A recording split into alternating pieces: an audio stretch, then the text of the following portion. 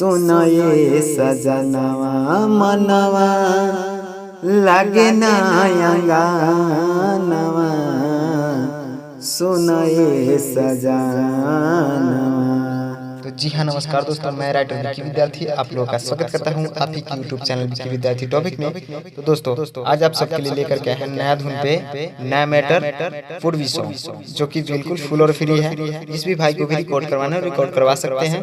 तो ज्यादा देर नहीं करते हुए चलिए सुनते हैं गाने का फर्स्ट अंतरा कैसा है।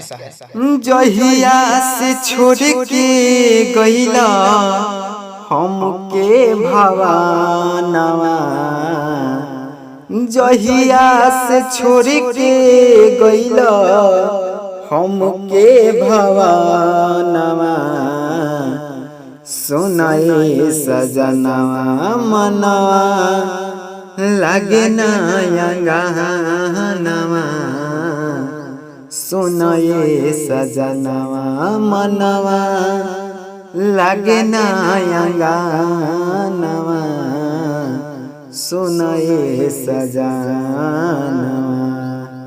तो दोस्तों कैसा लगा गाने का मुखड़ा? अगर अच्छा लगा तो इस वीडियो को लाइक कर दीजिए और चैनल पर पहली बार है तो चैनल को सब्सक्राइब कर लीजिए और कमेंट करके जरूर बताएं कि अगला गाना कौन से ट्रैक पे लिखा जाए या नया ट्रैक लिखा जाए। तो चलिए सुनते हैं गाने का फर्स्ट अंतरा।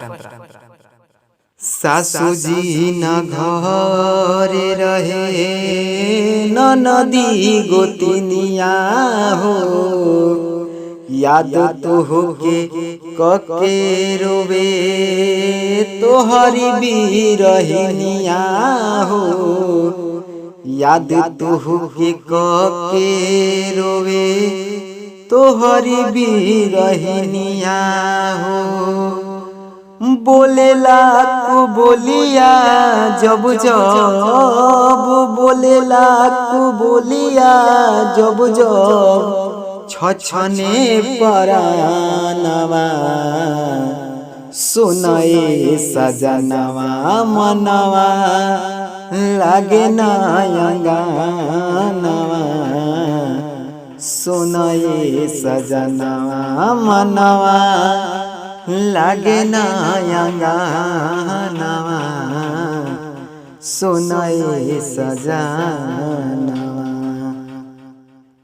गवना करा के चली गइल परदेसवा में, जियले मेहरिया तोहर पगली के भेसवा में, जियले मेहरिया तोहर पगली के भेसवा में, पुराना ही कैला बिकी पुराना ही कैला बिकी हमरो सपनवा सुनये सजनवा मनवा लागे ना अंगनवा सुनये सजनवा।